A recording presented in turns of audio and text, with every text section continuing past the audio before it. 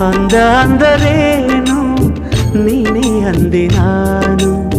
ಚಂದಮಾಮನನ್ನೇ ಮೆಚ್ಚಲಿಲ್ಲ ನಾನು.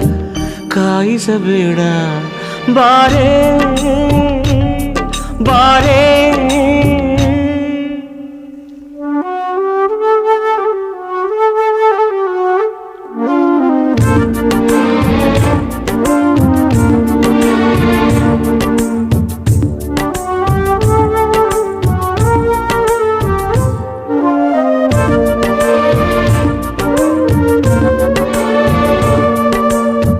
ಸಾವಿರ ಹೆಣ್ಣುಗಳ ನೋಡಿದ ಕಣ್ಣುಗಳ ಕೇಳಲಿಲ್ಲ ನಾನೆಂದು ನನ್ನವಳು ಯಾರೆಂದು.